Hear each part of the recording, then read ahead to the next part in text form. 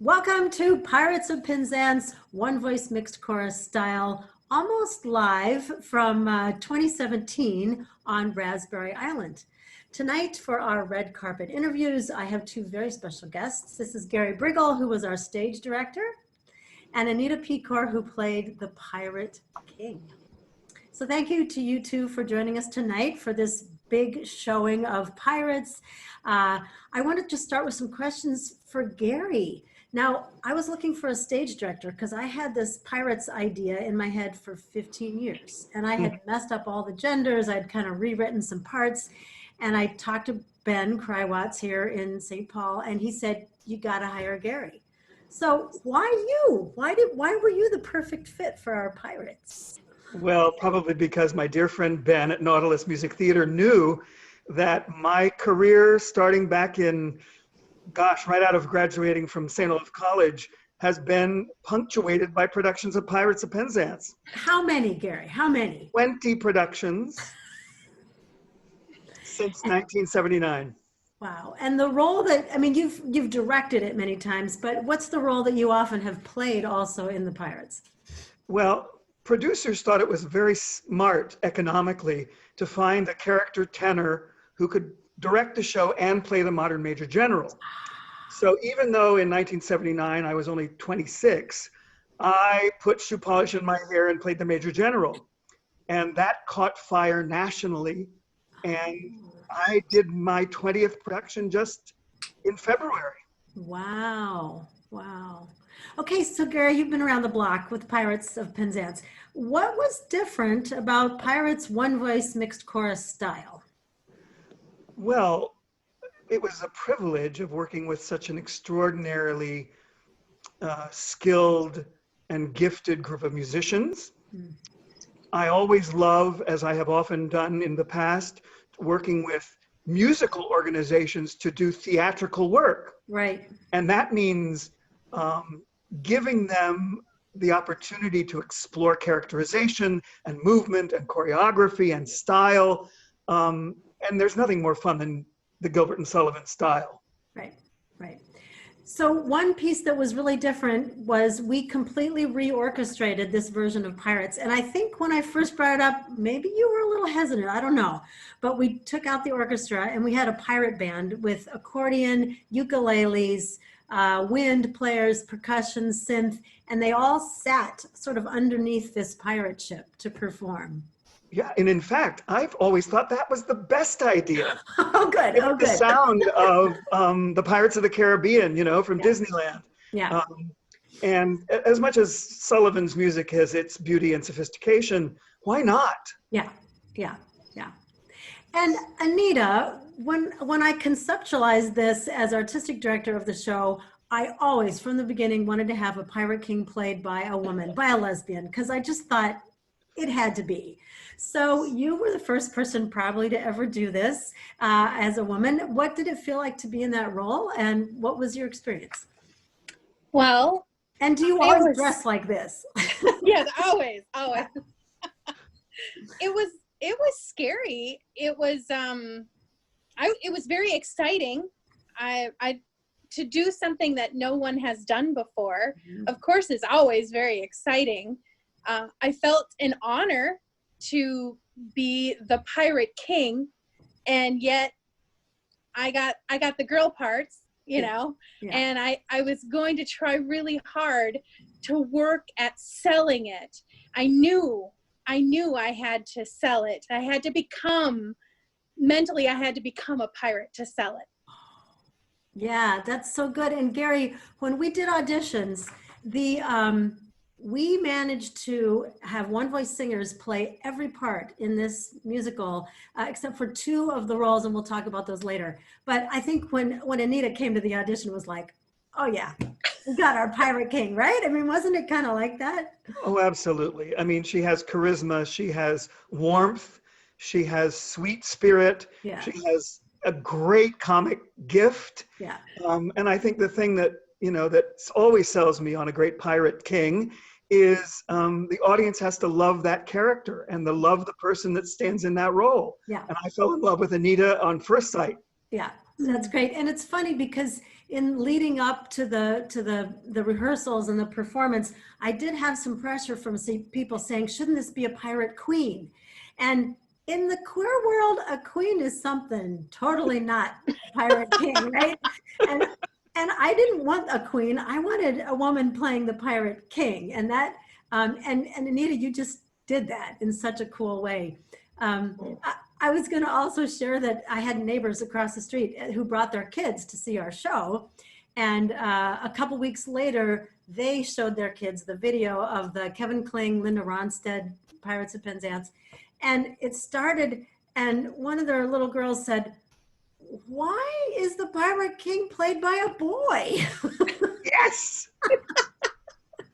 It was so great. It was great. What other favorite memories do you two have? Well, my favorite, I have two that I'll share briefly. When we were putting this, when we were going through hours and hours of rehearsal, we would have the music down. And I say we as a collective, I and whomever I was sharing the scene with, the music was down pat. Mm-hmm. And then we would have to work on our choreography. And it resembled two people trying to do the same thing. We would pass, but then trying to sing and do the choreography together, I would find that I forgot to sing and I was on the wrong side of the stage, and it was so frustrating. And all I have to say is thank goodness we had Gary.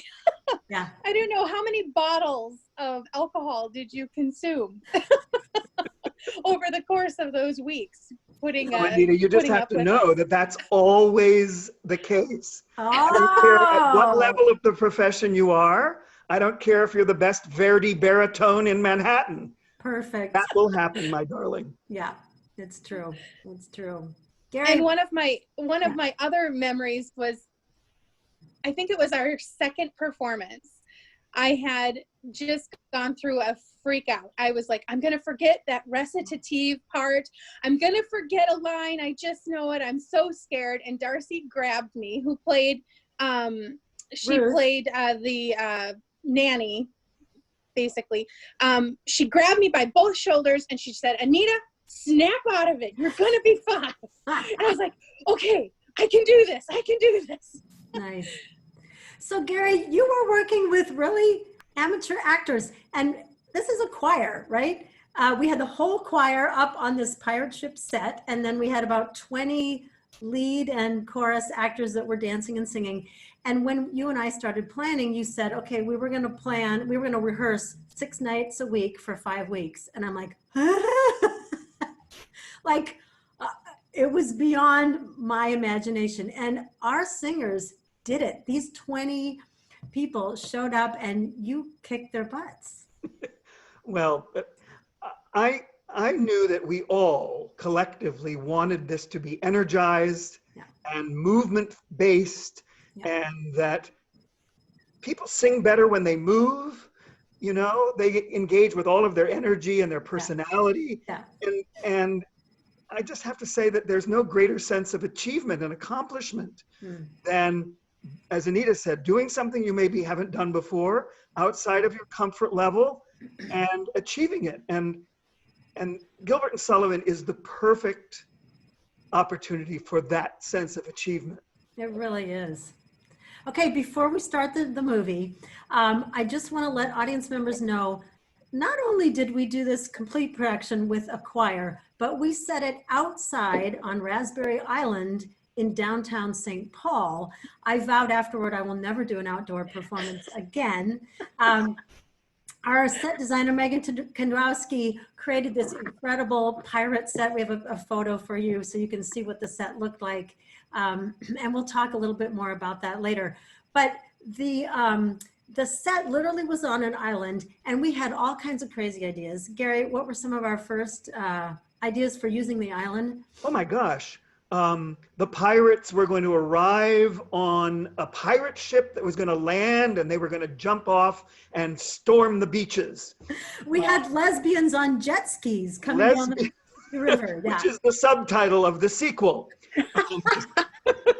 There were we were going to have pirates rappelling down The bridge. to the girls from a Wabash bridge, you know, hundreds of feet above the island. It was crazy. Our liability insurance kind of caught up to us at that point, so we trimmed it down. But maybe 2 months before this production, one of my board members called me and said, Jane, there's a pirate ship already on the Mississippi. And I was like, yeah, whatever. Well, here it is. And we went to visit Dan Kellogg, who owned it, and made a deal with Dan. And you'll see it in the opening credits of the film coming up in just a couple seconds. But this pirate ship toured around the island and around the Mississippi. And our audience members could actually take a tour, get on the boat, the ship, and watch it. Anything else you two want to add before we start set one of our gender-bending Pirates of Penzance? Well, it was an unforgettable experience. And you mentioned our audiences, and I just want to say that the community of One Voice is surrounded by a community of audience members that loved every bit of this and ate you up like ice cream. It was wonderful to behold. Great. Anita, any thoughts? This was just the most amazing time that I've ever had. And you couldn't pay for the experience. Yeah. It was an amazing time. I'm very happy to be a part of it. Well, thank you, Anita, and thank you, Gary. And now we take you to Raspberry Island in the middle of the Mississippi River in downtown St. Paul for One Voice Mixed Chorus's gender-bending Pirates of Penzance.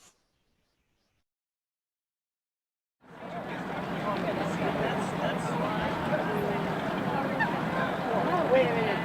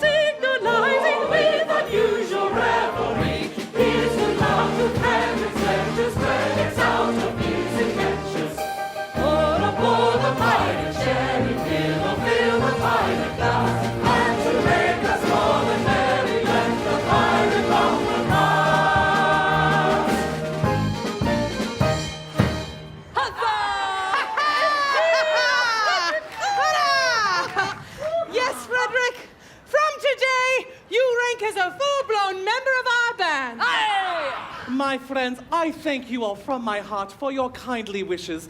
Would that I could repay them as they deserve. Well, what do you mean? Today I am out of my indentures, and today I leave you forever. Well, this is quite unaccountable. A keener hand at scuttling a cunarder, or cutting out a white star, never shipped a handspike. Aye! Yes, I have done my best for you. And why? It was my duty under my indentures, and I am the slave of duty. As a child, I was regularly apprenticed to your band. It was through an error. No matter, the mistake was ours, not yours. An error? What error? I may not tell you. It would reflect upon my well-loved Ruth. Nay, dear master, my mind has long been gnawed by the cankering tooth of mystery. Better have it out at once.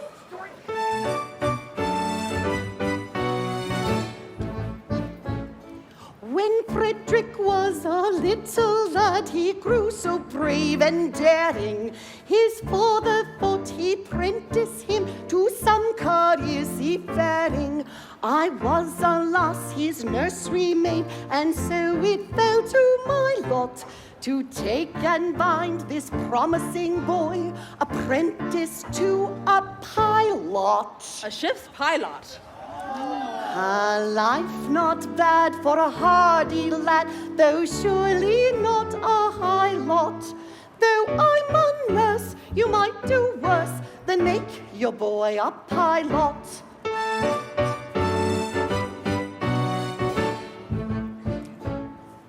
I was a stupid nursery maid, on breakers always steering. And I did not catch the word aright through being hard of hearing, mistaking my instructions which within my brain did gyrate.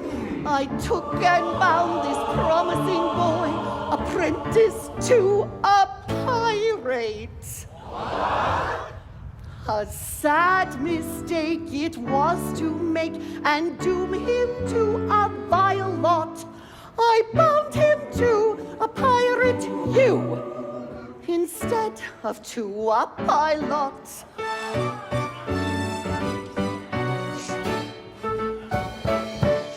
Oh, pardon, Frederick, pardon. Oh, rise, sweet one, I have long pardoned you. The two words were so much alike. They were. They still are, though years have rolled over their heads. But this afternoon, my obligation ceases. Individually, I love you all with an affection unspeakable. But collectively, I look upon you with a disgust that amounts to absolute detestation. Oh, pity me, beloved friends, for such is my sense of duty, that once out of my indentures, I shall feel myself bound to devote myself, heart and soul, to your extermination. Poor lad! Poor lad! Well, Frederick, if you feel that it is your duty to destroy us, well, we cannot blame you for acting on that conviction. Always act in accordance with the dictates of your conscience, my boy, and chance the consequence. Hey! Besides, we can offer you but little temptation to remain with us. We don't seem to make piracy pay. I'm sure I don't know why, but we don't. I know why, but alas, I mustn't say it wouldn't be right. But why not? It's only 11:30, and you're one of us until the clock strikes 12. True, and until then you are bound to protect our interests. Here! Well, it is my duty as a pirate to tell you that you are too tender-hearted. For instance, you make a point of never attacking a weaker party than yourselves. And when you attack a stronger party, you invariably get thrashed. Well, there is some truth to that.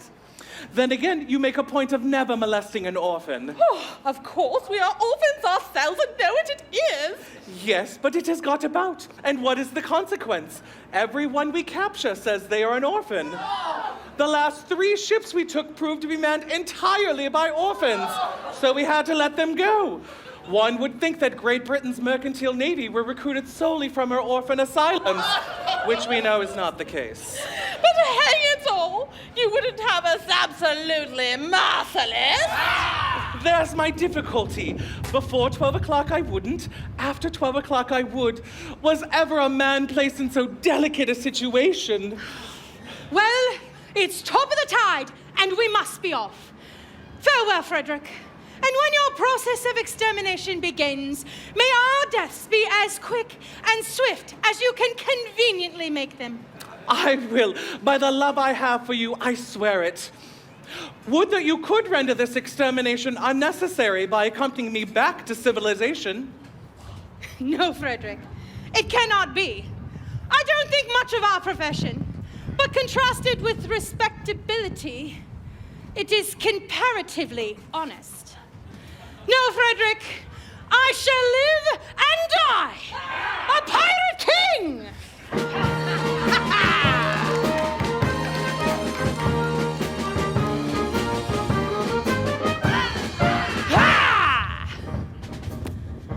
Oh, better far to live and die under the brave black flag I fly than play a sanctimonious part with a pirate head and a pirate heart. Away to the cheating world go you, where pirates all are well-to-do. But I'll be true to the song I sing and live and die a pirate king. For I am a pirate king. And it is a glorious thing to be a pirate king. For I am a pirate king. You are a pirate king. And it is a glorious thing to be a pirate king. It is one of the pirate king, one of the pirate king.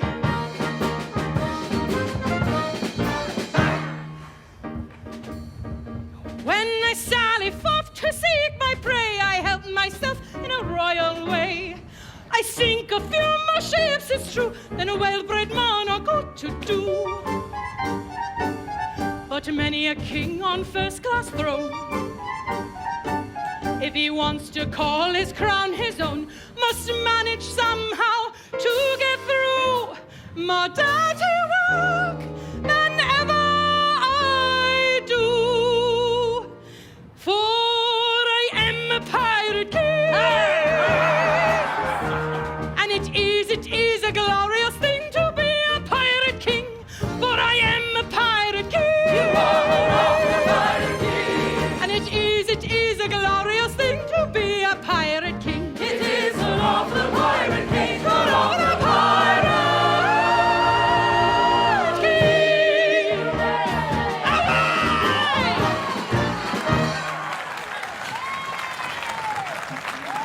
Oh, take me with you.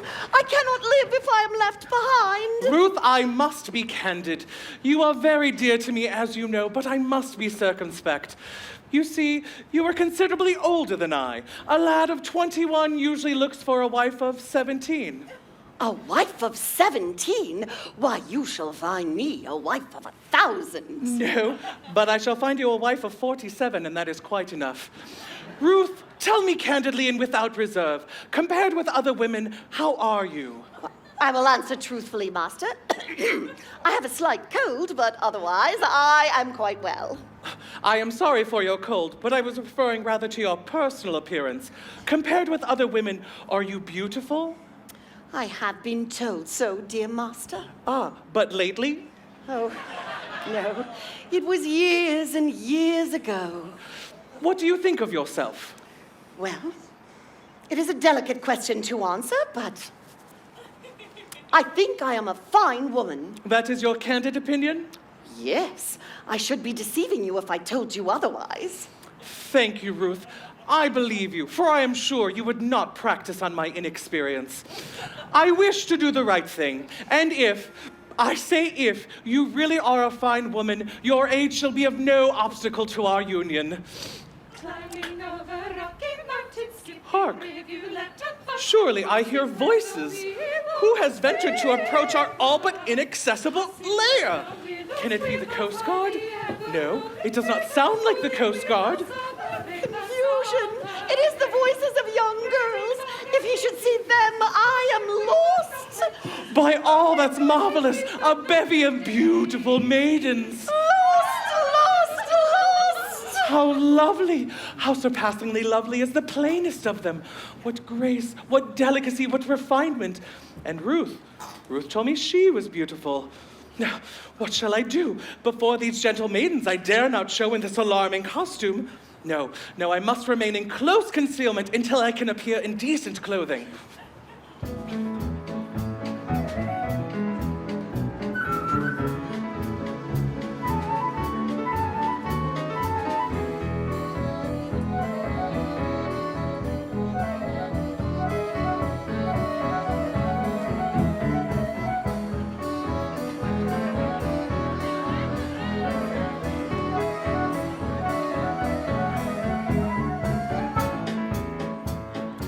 Climbing over rocky mountains, skipping rivulet and fountains, passing where the willows quiver, passing where the willows quiver by the ever-rolling river, swollen with the summer rain, threading long and leafy mazes, dotted with unnumbered daisies, dotted with unnumbered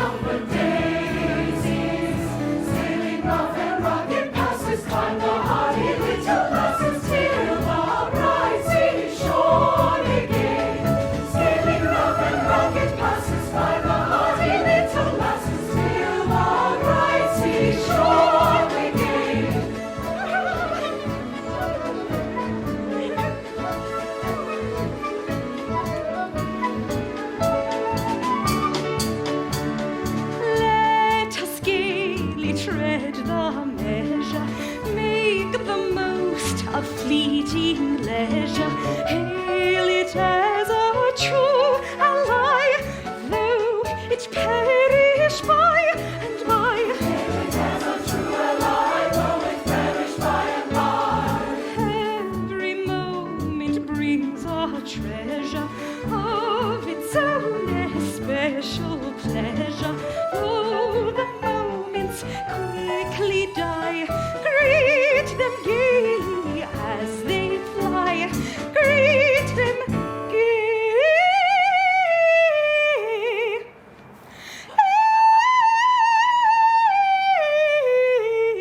gaily as they fly.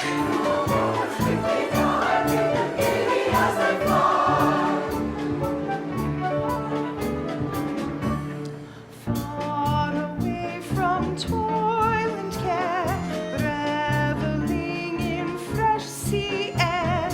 Here we live and reign alone, in a world that's all our own.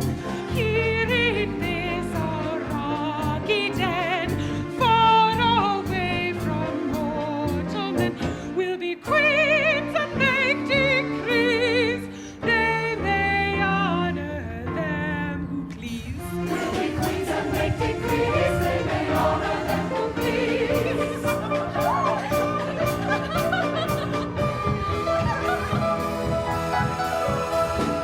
Let us give each other measure, make the most of fleeting leisure.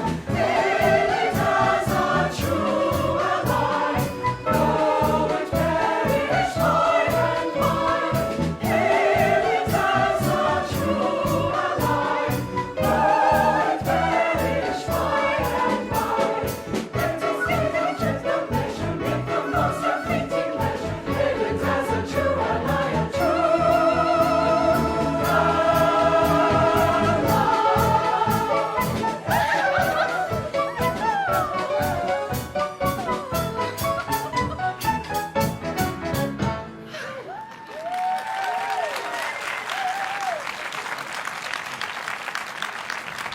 What a picturesque spot. I wonder where we are. And I wonder where dear Stanley is. We have ventured ever so far ahead. Oh, they'll be along presently. Remember, dear Stanley's not as young as we are, and we have come over some rather difficult country. But how thoroughly delightful it is to be so entirely alone. Why, in all probability, we are the first human beings to ever set foot on this enchanting spot. Except for mermaids. It's the very place for mermaids. We're only human beings down to the waist. And who can't be said strictly to set foot anywhere. Tails they may, but feet they cannot.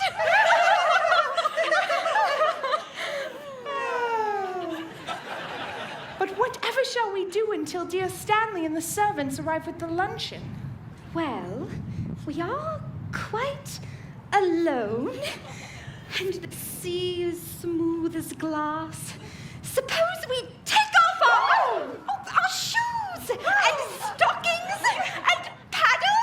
Yes, the very thing. Stop, ladies, pray. I had intended not to intrude myself upon your notice in this effective but alarming costume. But under these peculiar circumstances, it is my bounden duty to inform you that your proceedings will not be unwitnessed. But who are you, so speak? I am a pirate. A pirate horror! Ladies, do not shun me. This evening I renounce my wild profession, and to that end, O pure and peerless maidens, O blushing buds of ever-blooming beauty, I soar at heart, implore your kind assistance. How pitiful his tale, how rare his beauty.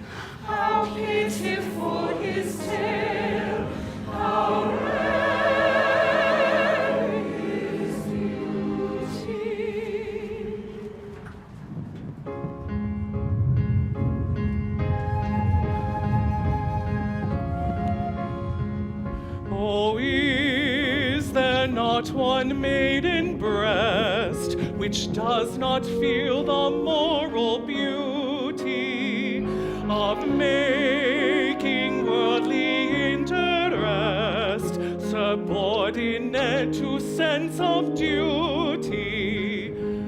Who would not give up willingly all matrimonial ambition to rescue such an one as I from his unfortunate position, from his position,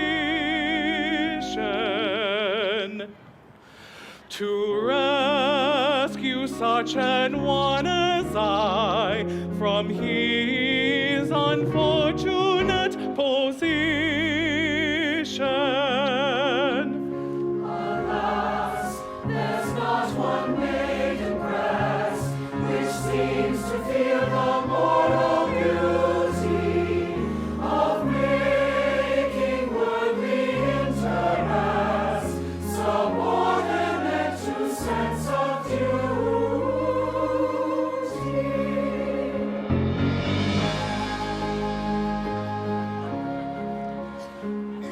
Oh, is there not one maiden here whose homely face and bad complexion have caused all hope to disappear of ever winning man's affection?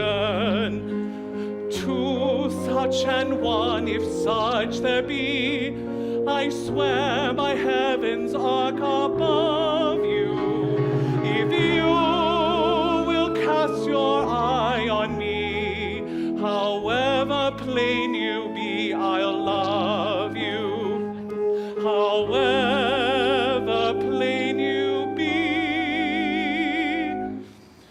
if you will cast your eye on me, however plain you be, I'll love you. I'll love you. I'll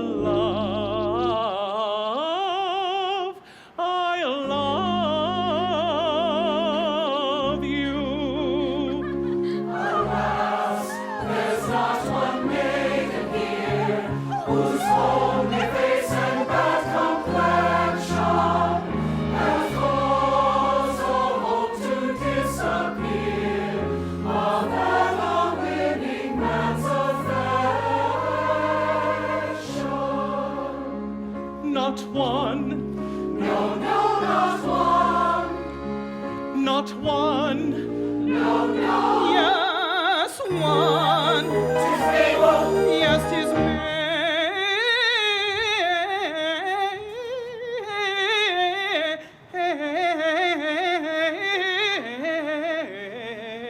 Mabel. Oh, sisters, deaf to pity's name, for shame. It's true that he has gone astray, but pray, is there a reason good and true why you should all be deaf to pity's name? Will she be set in a thing of beauty? Will she be swayed by quite as keen a sense of duty? For shame, for shame, for shame, poor wandering one, though thou have surely strayed, take heart of grace, thy steps retrace, poor wandering one, poor wandering one.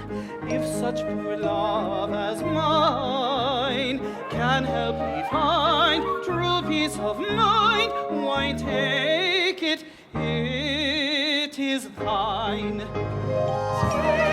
heart, not angel ours. Take any heart but ours. Take heart, and his will shine. Take any heart, take mine. Take heart, not angel ours. Take any heart but ours. Take heart, and his will shine. Poor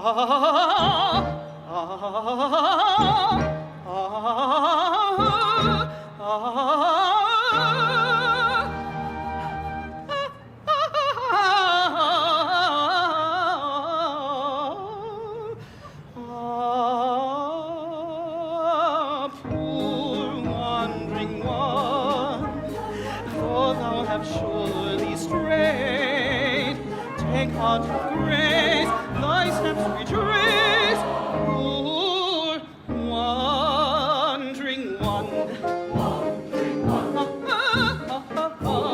Wandering one. Steady shine, stay on.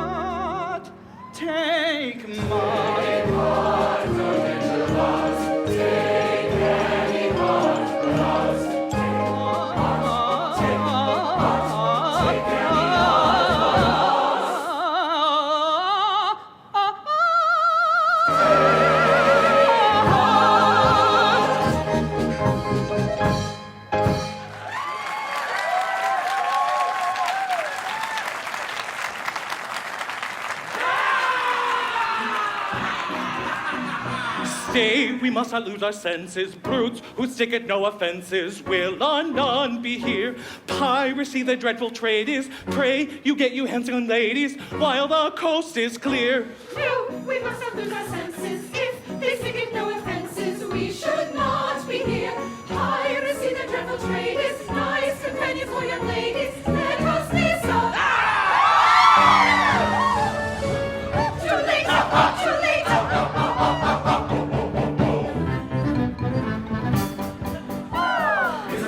Opportunity to get married with impunity and indulge in the felicity of unbounded domesticity. We should quickly be personified, conjugally matrimonified by a doctor of divinity who is located in this vicinity.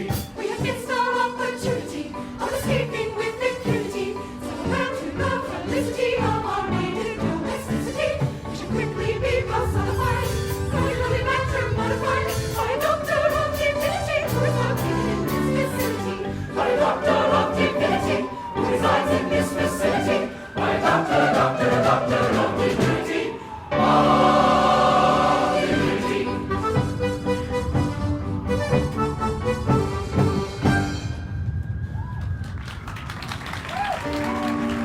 Hold, monsters, ere your pirate caravansary proceed against our will to wed us all. Just bear in mind that we are wards in chancery, and father is a major general. We'd better pause, or danger may befall. That father is a major general. Yes, yes, he is a major general. Yes, I am a major general. For he is a major general. He is a rather major general. And it is a glorious thing to be a major general. It is a rather major general, rather major general. Oh my goodness. Goodness me. Oh really? Oh dear.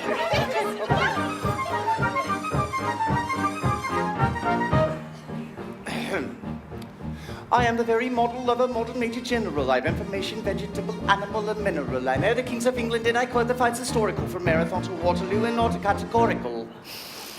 I'm very well acquainted too with matters mathematical. I understand equations both the simple and quadratical. About binomial theorem, I am teeming with a lot of news. Oh, lots of news is a tricky rhyme. Ha! With many cheerful facts about the square of the hypotenuse.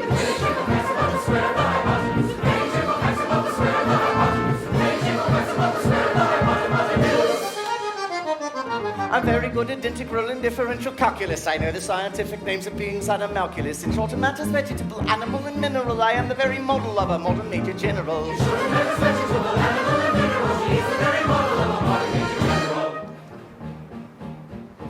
know a mythic history king offers answer paradox. I answer hard acrostics, I have a pretty taste for paradox. Or Cortinella Jakes, or the claims of Heliogabalus. In conics I can plot peculiarities, parabolas. I can tell undoubted Raphael's from Jared Downs and Sophones. I know the croaking chorus from the frogs of Aristophanes, and I can hum a fugue of which I've heard the music's dinner for. Dinner for. And whistle all the airs of that infernal nonsense pinafore. Whistle all the airs of that infernal nonsense pinafore. Whistle all the airs of that infernal nonsense pinafore. Whistle all the airs of that infernal nonsense pinafore. Then I can write a washing bill in Babylonic uniform and tell you every detail of Caractacus' uniform. In short, in matters vegetable, animal, and mineral, I am the very model of a modern major general. In short, in matters vegetable, animal, and mineral, she is the very model of a modern major general. In fact, when I know what is meant by mamelon and ravelin, when I can tell at sight a Mauser rifle from a javelin, when such affairs as sorties and surprises are more wary at, when I know precisely what is meant by commissariat. When I have learned what progress has been made in modern gunnery, when I know more of tactics than a novice in a nunnery, in short, when I've a smattering of elemental strategy. Oh, no. Strategy, battegy, catagy, hatagy. Yes, Isabel. Ha! Brilliant. You'll say a better Major General is never strategy.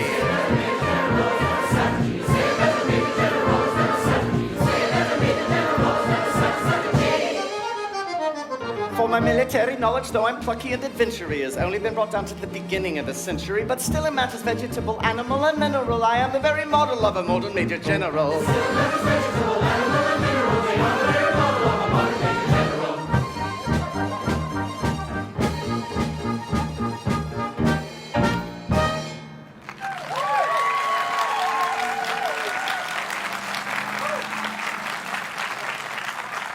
And now that I've introduced myself, I should like to have some idea of what is going on. Oh, dear Stanley, we would just... Permit me.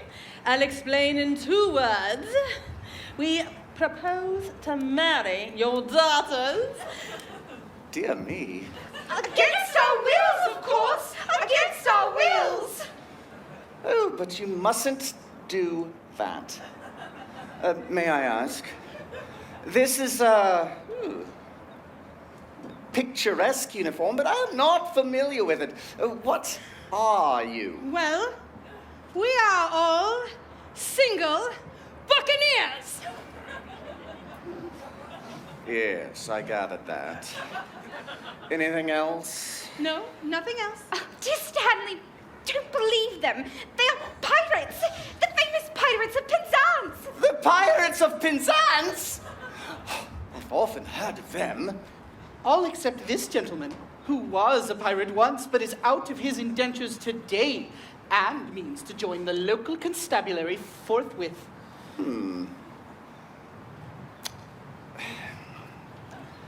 But wait a bit. I object to having pirates-in-law. Well, we object to having major generals-in-law. Ha! An idea. Do you mean to tell me that you intend to rob me of these, the sole remaining props of my old age, and leave me to go through the remainder of my life unfriended, unprotected, and alone? Well, yes, that's the idea. Tell me, have you ever known what it is to be an orphan? Oh, dash it all!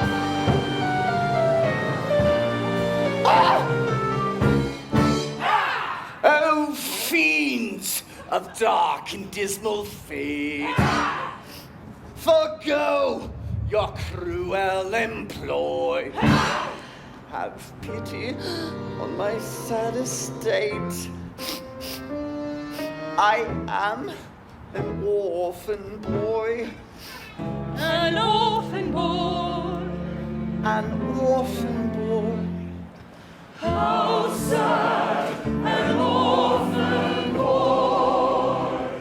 These children whom you see are all that I can call my own. Poor fellow. Take them away from me, and I will be indeed alone. Poor fellow. If pity you can feel, leave me my soul remaining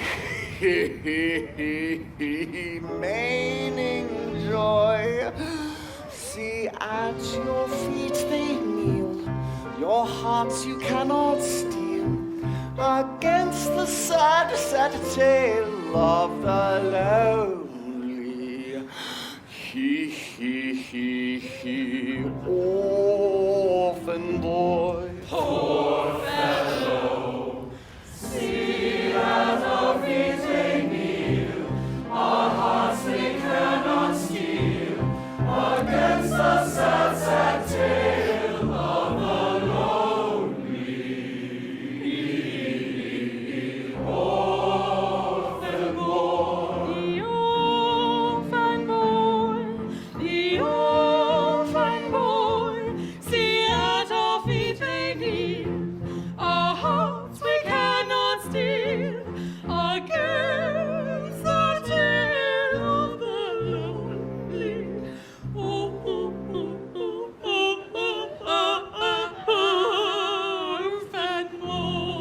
Poor fellow.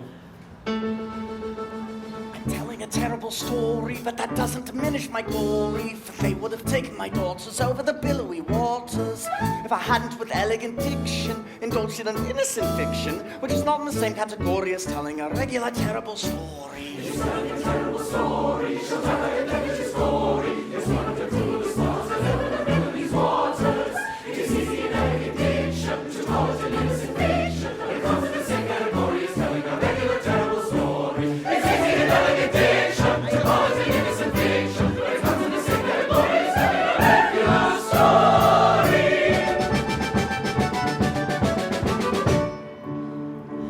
Although a dark career sometimes involves the crime of stealing, we'd rather think that we're not altogether void of feeling. Although we live by strife, we're always sorry to begin it. For what we ask is life, without a touch of poetry in it. Poetry, thou hand-born maid, thou gildest in the pirate's trade. Hail, flowing fount of sentiment. All hail, divining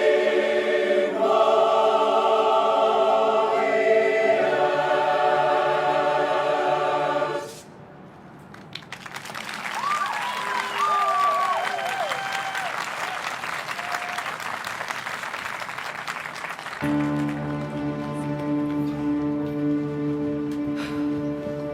You may go, for you're at liberty.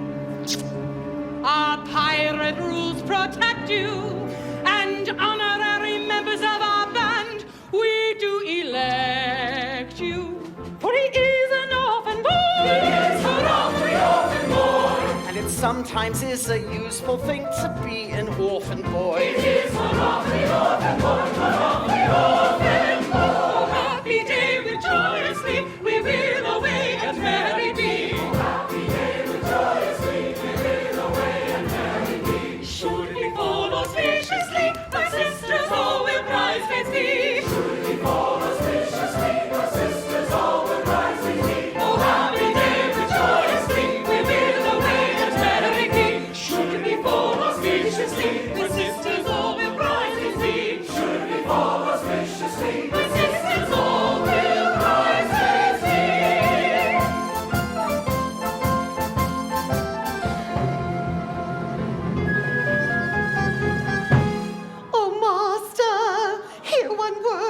implore you. Remember Ruth, your Ruth who kneels before you. Yes, yes, remember Ruth, who kneels before you. Away you did deceive me. Away you did deceive him. Oh, do not leave me. Oh, do not leave her. Away you grieve me. Away you grieve him. I wish you'd leave me. We wish you leave him.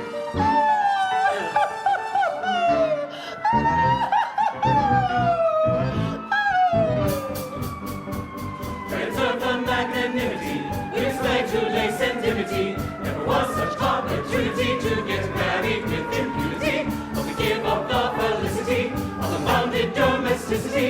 The doctor of divinity is located in this vicinity. Preserve the magnanimity, by display to lace and dimity. Never was such opportunity to get married with impunity. But we give up the felicity of unbounded domesticity. The doctor of divinity is located in this vicinity.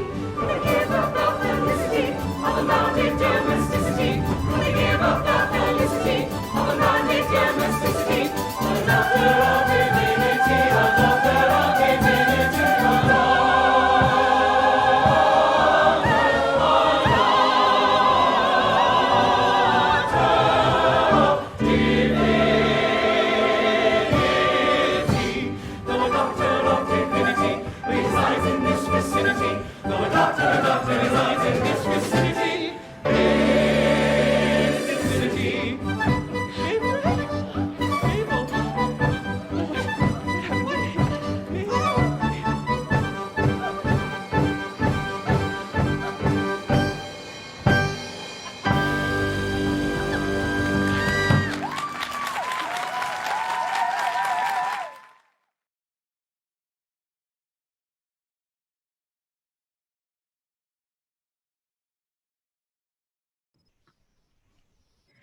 Cheers!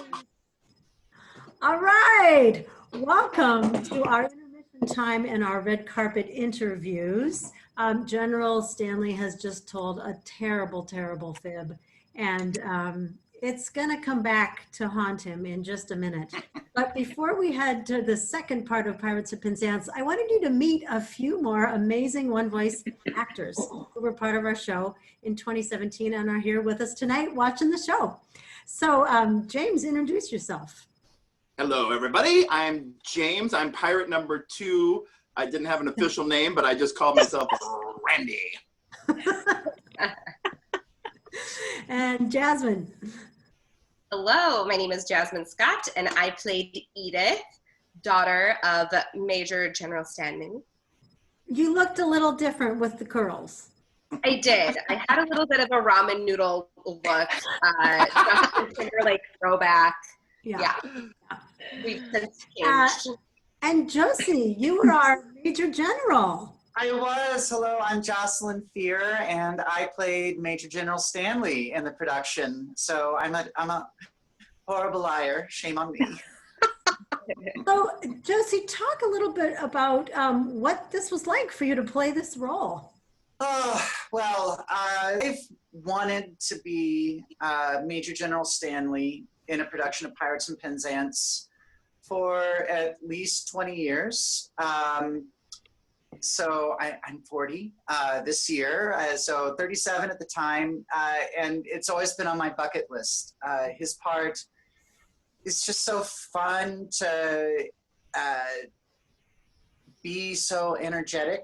The words are just delightful on the tongue, and to actually have an opportunity to play the role and authentically, I guess, for me, was just a double treat. And so I'm very grateful to One Voice for the opportunity.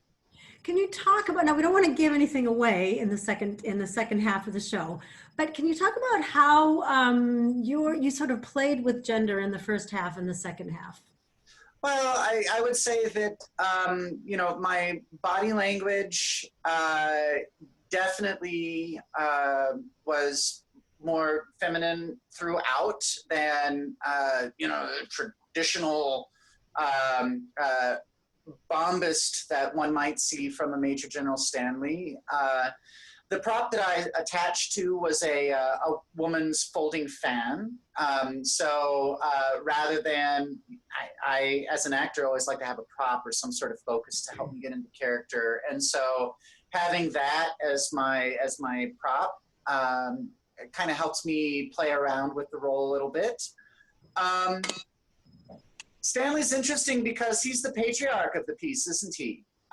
You know, he's the one who gets to say who can marry his daughters and who can't. And so to play him as someone who is himself queer, I think is really bends things up and kind of messes with things in a fun way. Mm-hmm. Yeah. Gary, I know we talked about, you know, should we talk about him as mother, father, use male pronouns, female pronouns, and we decided to sort of shift through the show, right? Yeah. What was that like for you as a director? Oh, I am always moved to recall the ways in which the One Voice community guided and informed and illuminated the possibilities of all of that. How we all looked at the language of the text, which is Victorian language from a very class-conscious, gender-conscious, binary world. Yep. And I think we discovered that the Major General's first entrance in Act 1 is a military display intended to intimidate the pirates. In the second act, he does an about face. Even in the most traditional productions, he's sobbing in the moonlight with grief and guilt and comforted by his beloved daughters.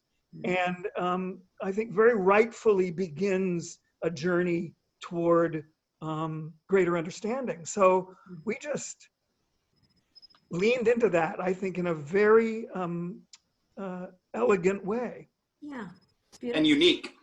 Yeah. Totally unique. So James, talk a little bit about the set, because James, you actually have the set behind you, the drawing. Talk about how this came to be. I'm not a hoarder, I swear.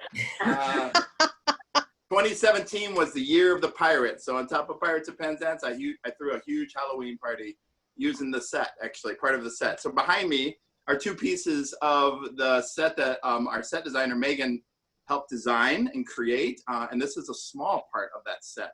This was hand painted on site. We had 4 huge panels. They're both 6 or 7 feet tall, or at least 7 feet tall. And this was our backdrop for our entire stage. And then we had some flanking art pieces as well. Plus we had to build tiers and barrels and crates for all of our 80 singers to sit on. We had a backstage area. And watching it, you may not notice this, but we actually had an orchestra pit too. It was inside this whole set. It was pretty phenomenal. To walk, like Jasmine mentioned, it was beautiful to be out in nature with this set. It just seemed very natural to be doing it where we were doing it.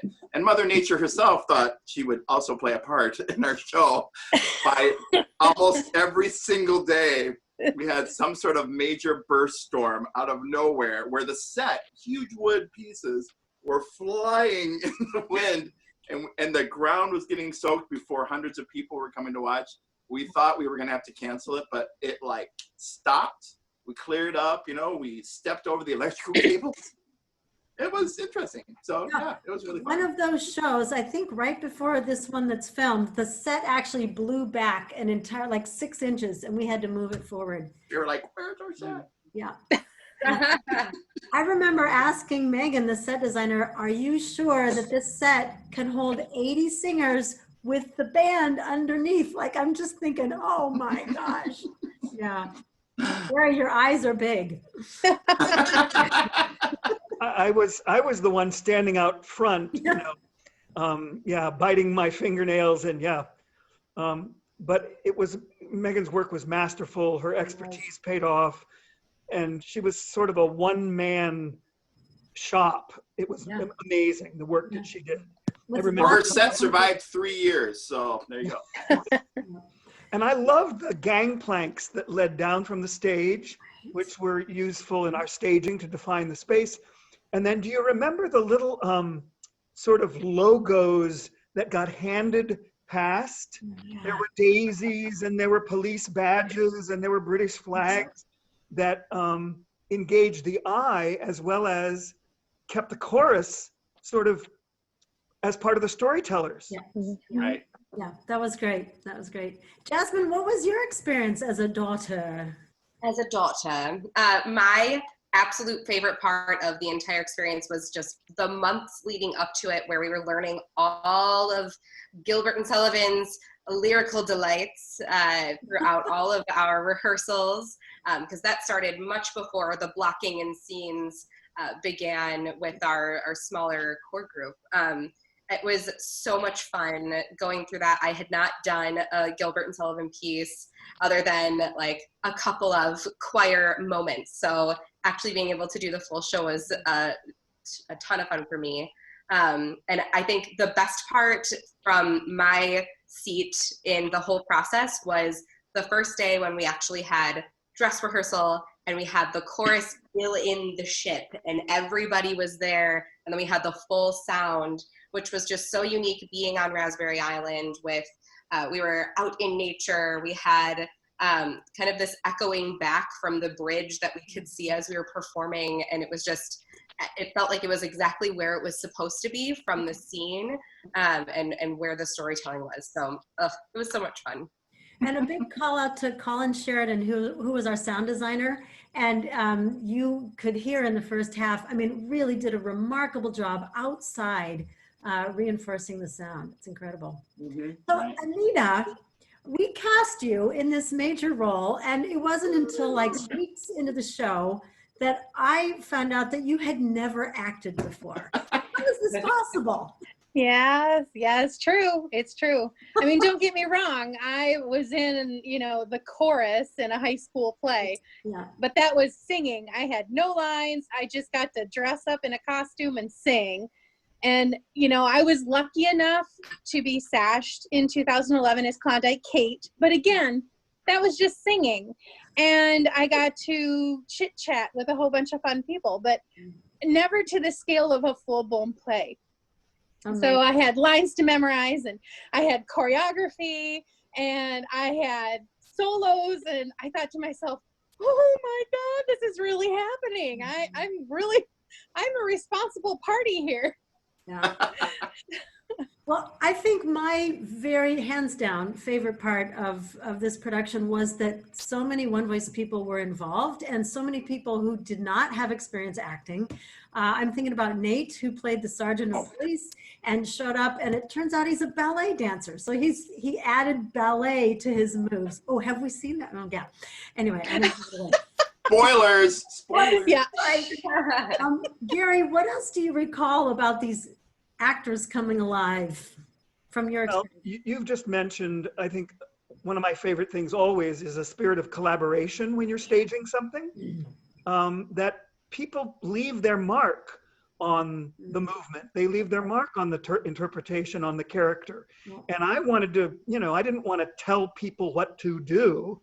I wanted to make sure the staging was clean and the story got told, but I wanted people to go home and have the fun of their own imagination. And I just have to say to all of you, I did not lower the bar. The staging, the dialect, the musical values were at the highest levels that I demand, whether I'm working with professional opera singers all over the country or, under these different circumstances. So it was wonderful because I knew everybody would rise in a very joyful way to hit the mark. Gary, you were an excellent leader. I think one of your best talents of this was gauging each person's individual ability and then being able to allow them to bring that character to life and still directing them to do a good job. I mean, I would say a good portion of the performers had not performed before. Yeah. So this was new to a lot of us. So I kept waiting for the day at rehearsal. You would be like, ah! You did maybe more of this, but well, thank you, James. And each of you and everyone in the show stole my heart because the commitment the energy, the gathering enthusiasm as fear was replaced with confidence. It's a wonderful thing to watch. Mhm. So I also want to give a shout out to the two guest artists, the only non One Voice people who joined us, and that was Sam Baker, who played the role of Mabel, and Brock Metzler, who played the role of Frederick. Thank you. Oh my God. And just instantly became a part of our community. And as you saw in the first half, we're such wonderful actors and characters. And And voices. they just handled perhaps the most delicate part of the whole venture in terms of gender, Yeah. with such sensitivity Yeah. and, I don't know, confidence, courage, commitment, trust of one another, trust of their colleagues, and the audience, you know, I think really had a kind of affectionate lump in their throats to see those two, Frederick and Mabel, come to a happy ending. Maybe. Maybe. We're going to have to tune in to find out. Cliffhanger. Maybe. Right. Gary, we're not giving it away. Oh, it's actually a could very be tragic different. ending. So be ready Okay, for it. it is a tragic ending, but I think we're ready to head into the conclusion of One Voice's Pirates of Penzance from Raspberry Island. Thank you to actors for joining us today on the red carpet. Tarantara! Arr! Arr. And now, before we take you to the conclusion of One Voice's Pirates of Penzance, here is Executive Director for One Voice, Mitch Fanton. Welcome, Mitch. Hey, thanks, Jane, and thanks to all of you. We are so happy that you are tuning in tonight, and we hope that this concert provides just a little bit of levity during these tough and serious times that we're in. As you know, One Voice's mission is building community and creating social change by raising our voices in song. That's right, and we carry out our mission in a whole variety of ways, including our Out in Our Schools program, which has been around for 20 years already, performing and partnering with schools and collaborative concerts with students. And through our tours, where we take One Voice's music and our message, and we bring it across the state of Minnesota.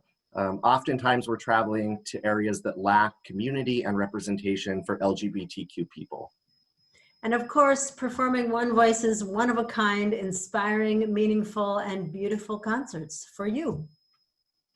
And unfortunately, this year, due to the COVID-19 pandemic, we've had to postpone our June concert. Not only is that disappointing because it's a project we were so eager to share with people and our audiences, but it also creates some financial difficulties for us as an organization due to those lost ticket sales. But instead of doing live concerts, we are broadcasting some of our classic concerts from the past several years and allowing people from all over the world to access One Voice's performances and our community and mission. Which is pretty cool. And if you support this work, if you believe in our mission, please make a donation today. Any amount makes a big difference to us, and you can do that by visiting www.onevoicemn.org/donate to pitch in whatever you can.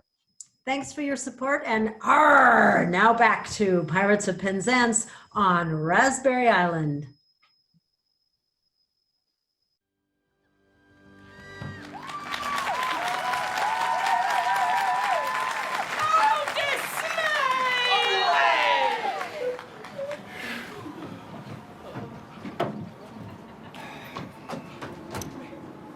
Oh, alas, and alack, alack and alas, mea culpa, mea maxima culpa. Oh, Frederick, cannot you, in the calm excellence of your wisdom, reconcile it with your conscience to say something that will relieve such sorrow? I will try, dear Mabel, but what has he done that so racks his heart with grief? What have I done? What have I done? What have I done? Oh, yes. To escape the pirates' clutches, I described myself as an orphan. And heaven help me, I am no orphan. However shall I be pardoned for having brought dishonor upon the family escutcheon? Be comforted. Had you not acted as you did, these reckless buccaneers would most assuredly have called in the nearest clergyman and married your lovely daughters on the spot. I thank you for your proffered solace, but it is unavailing. Frederick, I assure you that such is the anguish and the remorse I feel at the abominable falsehood by which I escaped these easily deluded pirates, that I would go at once and hurl myself upon the mercy of their simple-minded king and confess all, did I not fear that the consequence of doing so would be most disastrous to myself. Frederick,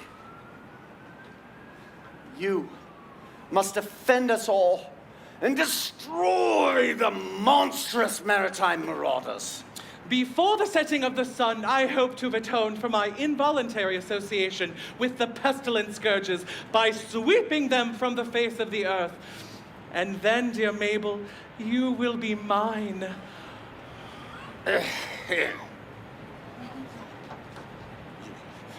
Are your courageous comrades close at hand? They are. They only await my orders. Then, Frederick, let your escort, lion-hearted, be summoned to receive a general's blessing ere they depart upon their dread adventure. Yes, yes, they come.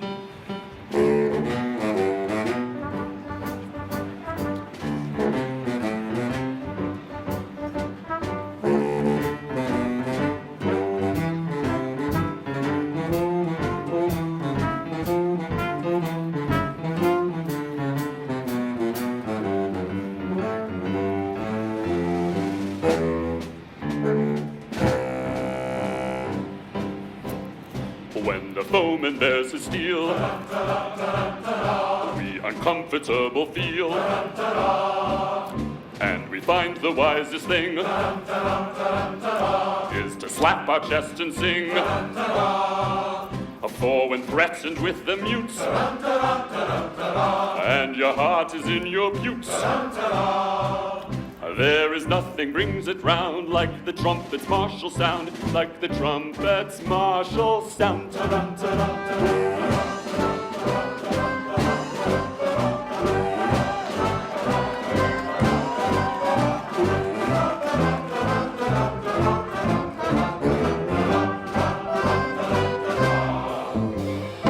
Go, ye heroes, go to glory, though ye die in combat glory, ye shall live in song and story. Go to immortality, go to death, and go to slaughter.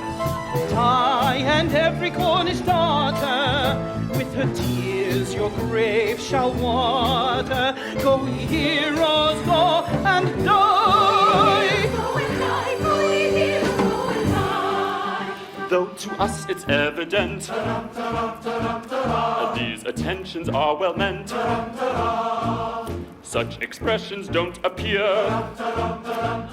calculated meant to cheer, who are going to meet their fate in a highly nervous state. Still to us it's evident these attentions are well meant. Go and do your best endeavor, and me for robbing we sever.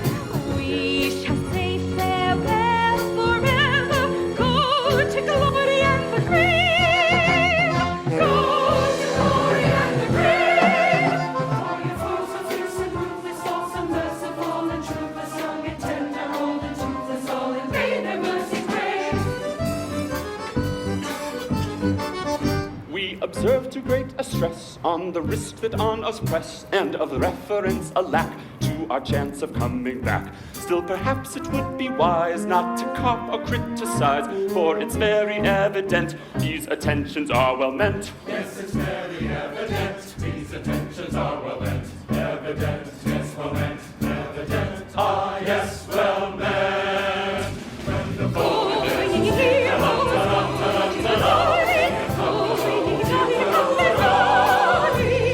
find the wise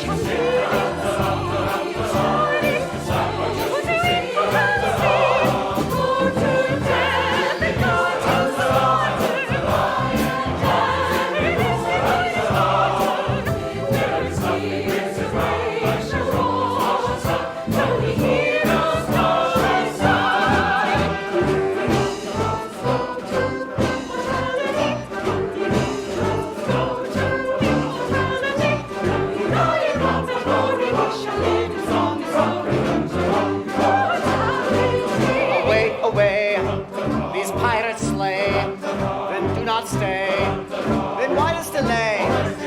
Yes, forward on the boat, yes, forward on the boat. Yes, but you don't go. Yes, forward on the boat, yes, forward on the boat. Then imagine you don't go.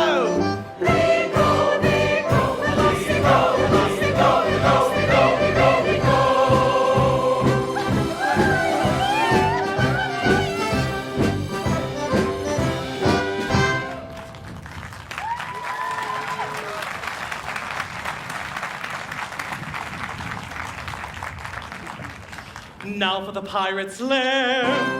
Oh, joy unbounded. Oh, sweet relief. Oh, rapture unexampled. At last I may atone in some slight measure for the repeated acts of theft and pillage, which in a sense of duty's stern dictation, I, circumstance's victim, have been guilty. Young Frederick, Who called? your late commander, And I, your little Ruth, Oh, mad intruders, how dare you face me? Know ye not, O rash ones, that I have doomed you to extermination? have mercy on us. Hear us ere you slaughter.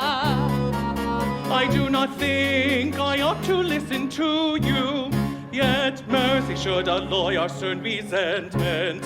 And so I will be merciful. Say on.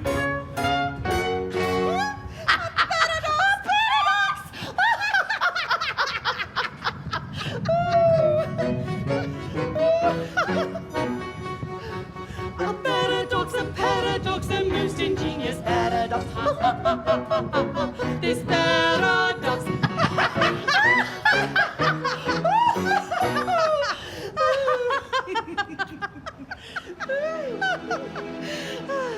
For some ridiculous reason, to which, however, I have no desire to be disloyal, some person in authority, I don't know who, very likely the Astronomer Royal, has decided that although for such a beastly month as February, 28 days is a rule of plenty, 1 year in every 4, his days shall be reckoned 9 and 20. Through some singular coincidence, I shouldn't be surprised if it were owing to the agency of an ill-natured fairy. You are victim of this clumsy arrangement, having been born in leap year on the 29th of February. And so, by a simple arithmetical process, you will easily discover that though you've lived 21 years, yet, if we go by birthdays, you're only 5 and a little bit over.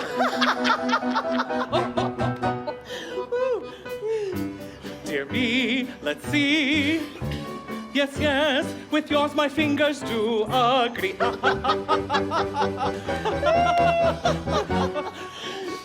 How quaint the ways of paradox, at common sense she gaily mocks. Though counting in the usual way, years 21 I've been alive. Yet reckoning by my natal day, 1, 2, 3, 4, 5. I am a little boy of 5. He is a little boy of 5. A paradox, a most ingenious paradox. Ha ha ha ha ha ha. This paradox. Ha ha ha ha ha. A curious paradox. Ha ha ha ha ha. A most ingenious paradox.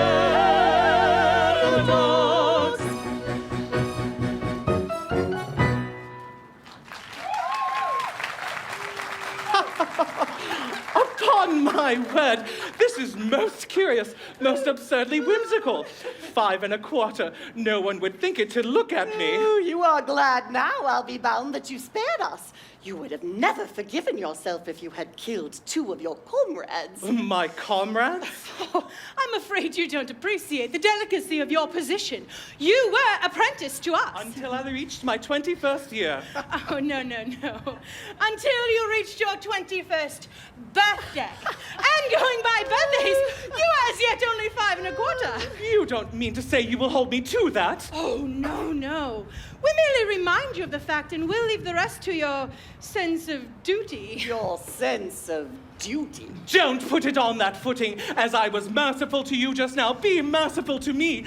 I implore you not to insist on the letter of your bond, just as the cup of happiness is at my lips. We insist on nothing. We content ourselves to point out to you your duty. Your duty.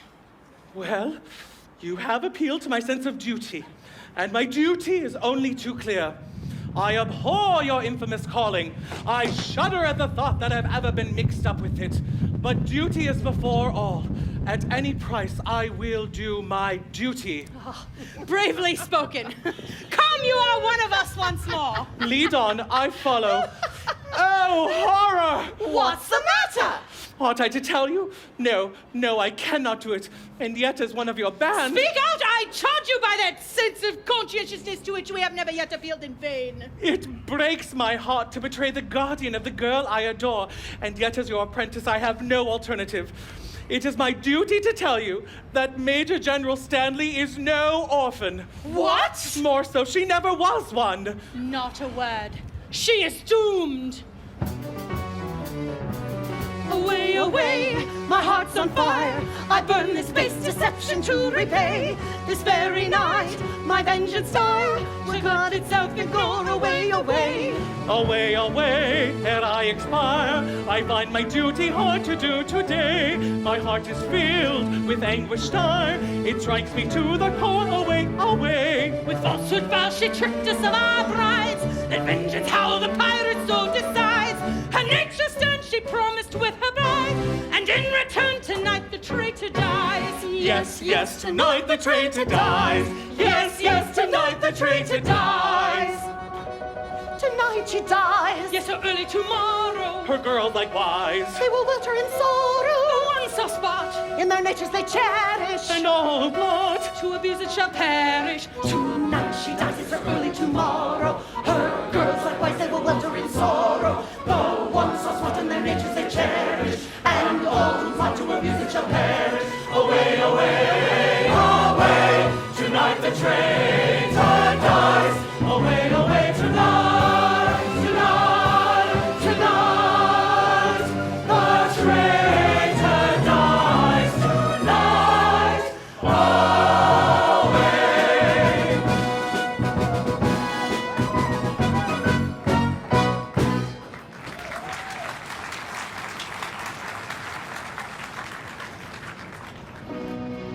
All is prepared. Your gallant crew await you. My Frederick in tears. It cannot be that Lionheart quails at the coming conflict. No, Mabel, no. A terrible disclosure has just been made. Mabel, my dearly loved one, I bound myself to serve the pirate captain until I reached my 21st birthday. But you are 21. I've just discovered that I was born in leap year, and that birthday will not be reached by me till 1940. Oh, horrible! Catastrophe appalling! and so farewell. No, no, Frederick, hear me.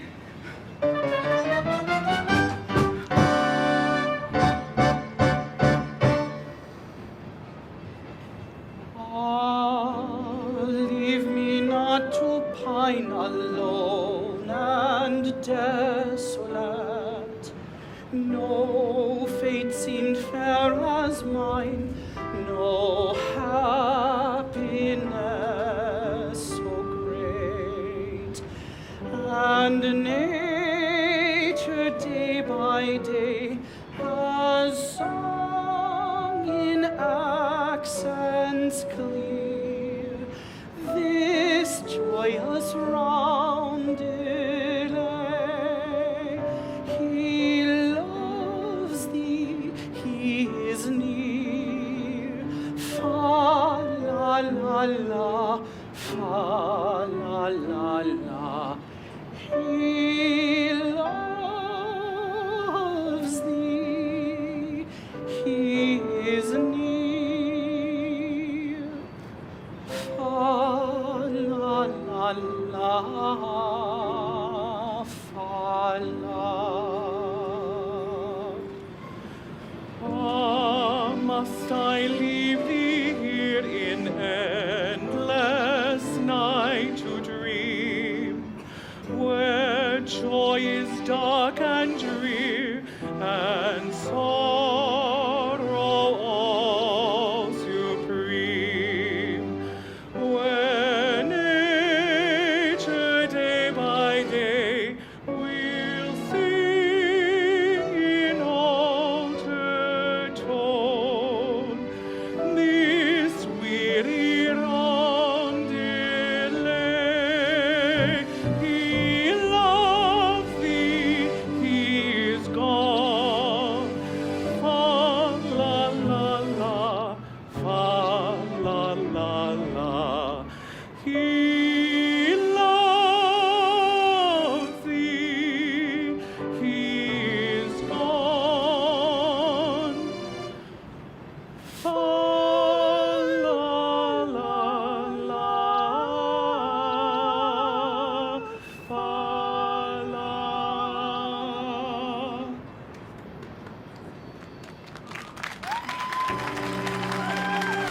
In 1940, I of age shall be. I'll then return and claim you, I declare it. It seems so long. Swear that till then you will be true to me. Yes, I'll be strong. By all the Stanleys dead and gone, I swear it. Oh, here is love, and here is truth, and here is food for joyous love. She will be faithful to her suit till we are wed, and even after. Oh, here is love, and here is truth. Oh, here is love, and here is truth. She will be faithful to her suit, faithful to his till we are wed, and even after. Till we are wed, and even after. Yes, even after. Oh, here is love, and here is truth, and here is food for joyous laughter. She will be faithful to his suit, till we are wed, and even after. He will be faithful to his suit, till we are wed, and even after. Even after. Oh, here is love, and here is truth, and here is love. Is love.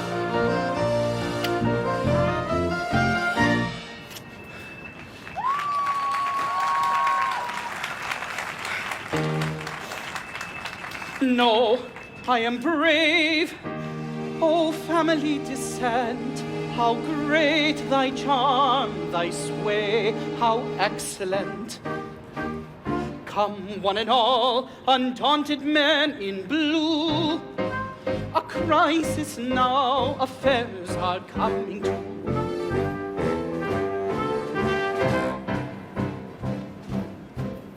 Though in body and in mind we are timidly inclined, and anything but blind to the danger that's behind. Yet when the danger's near, we manage to appear as insensible to fear as anybody here, as anybody here.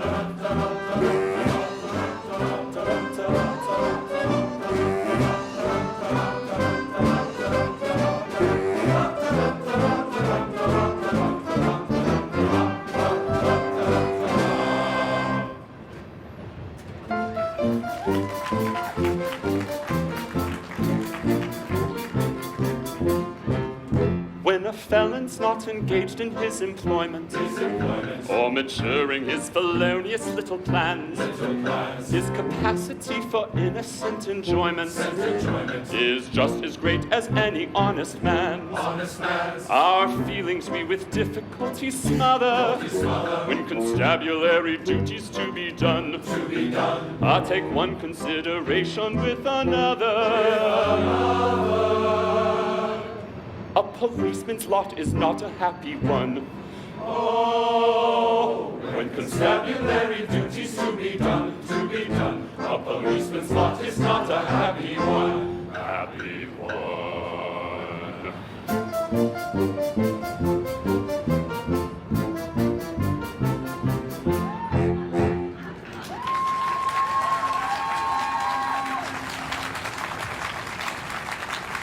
Rollicking down the pirates we, who tired of tossing on the sea, are trying their hand at burglary with weapons grim and gory. Hush, hush, I hear them on the manor poaching.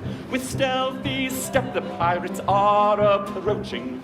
We are not coming for freight or gold, the story General Stanley told. We seek a penalty 50-fold for General Stanley's story. They seek a penalty 50-fold, we seek a penalty 50-fold. They seek a penalty 50-fold for General Stanley's story. They come in force with stealthy stride. Our obvious course is now to hide.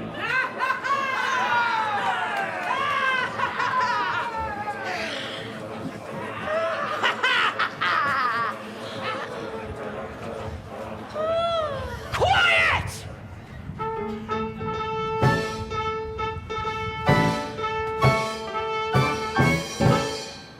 We can't like tread upon our prey we steal. In silence dread, our cautious way we feel. No sound at all, we never speak a word. A fly's footfall would be distinctly heard. So stealthily the pirate creeps, for all the house so soundly sleeps. Come, friends who plow the sea, truce to navigation, take another station. Let's bury piracy with a little burglary. Come, friends who plow the sea, truce to navigation, take another station. Let's bury piracy with a little burglary. Here's your crowbar and your scent of it. Your love is over. You may want to hit your silent matches, your dark lantern sees. Take your foil and your skeletonic keys.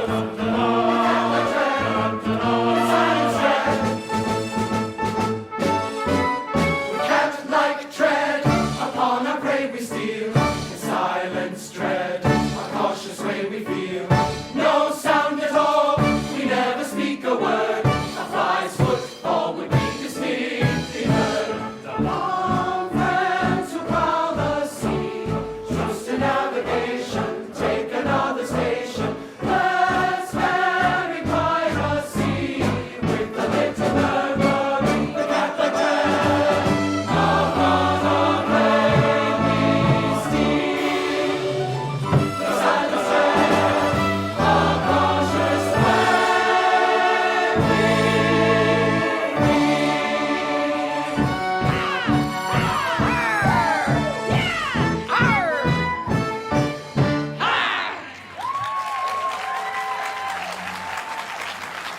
Hush, hush, not a word. I hear a noise inside. The Major General comes, so quickly hide. Yes, yes, the Major General comes. Yes, yes, the Major General comes. Yes, yes, the Major General comes. Tormented with the anguish, dread of falsehood unatoned, I lay upon my sleepless bed and tossed and turned and groaned. The soul that finds its conscience aches, no peace at all enjoys. And as I lay in bed awake, I thought I heard a noise. She thought she heard a noise. Aha! No, all is still in dale on hill. My mind is set at ease. So still the sea, it must have been the sighing of the breeze. Stanley! What is this and what is that and why does Stanley leave a rest at such a napping time as this, so very incompletely dressed? If Stanley is and always was the most methodical of men, it's very, very humble rule to go to bed at 10:30. What strange occurrence can it be that causes Stanley from her rest at such a napping time as this, so very incompletely dressed? So very incompletely dressed. At such a napping time. My man, it sees the general there! Their life is over! The pirates in despair. Yes, we're the pirates of despair.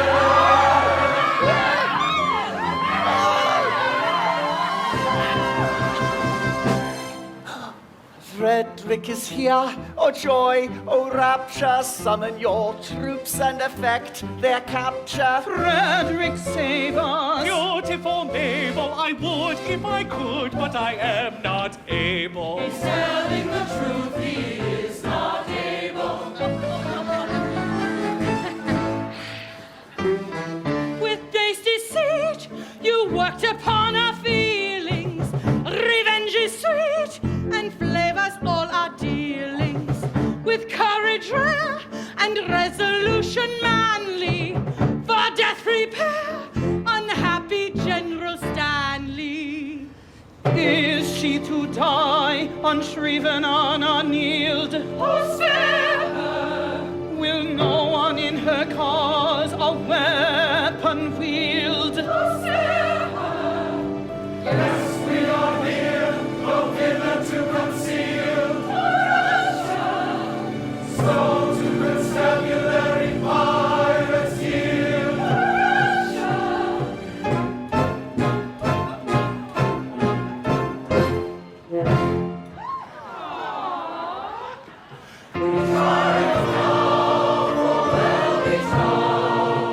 Your mortal career's not short. No pirate land will take a stand at the sand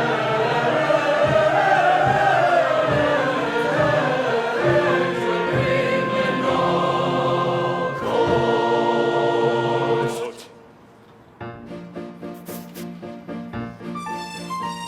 To gain a brief advantage you've contrived, but your proud triumph will not be long-lived. Don't say your offense, for we know that game.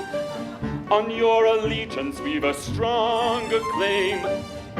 We charge you yield.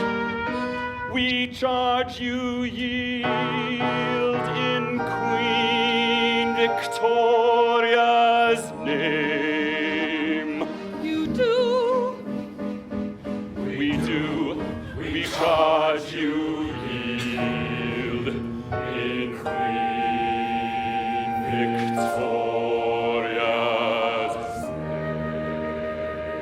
name. We yield at once with humbled mien, because with all our faults we love our queen.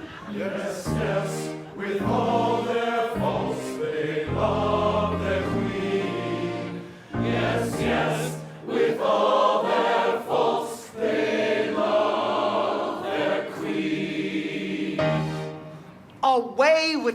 and place them at the bar. One moment, let me tell you who they are. They are no members of the common throng. They are all noble folk who have gone wrong. They are all noble folk who have gone wrong. No Englishman unmoved that statement hears, because with all our faults we love our house of peers. I pray you pardon me, ex-pirate king. Peers will be peers, and youth will have its fling. Resume your ranks and legislative duties, and take my daughters, all of whom are beauties. Poor wandering ones, though ye have surely strayed, take heart of grace, your steps retrace. Poor wandering ones, poor wandering ones, if such pure love as ours can help you find true peace of mind, why take it? It is yours. Wandering one, said days will shine,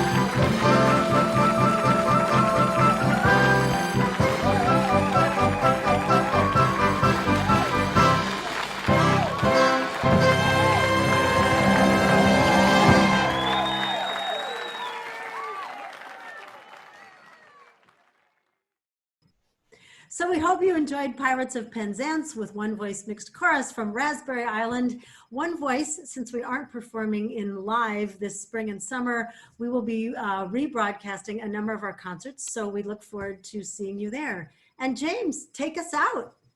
Thank you very much, Jane, and thank you for being a part of tonight's awesome presentation of Pirates. How can you be more involved? Well, that's a great question. I think you could follow our website. You could go on our social media. You could also be a part of our email, and we'll send you all the information you need. And you know what else? You could increase our booty. Our booty? Our donation, of course. Website, social media, you know how to do it. Just drop a little change in the treasure chest, and we'll continue doing the work we're doing. Are you still here? Go home!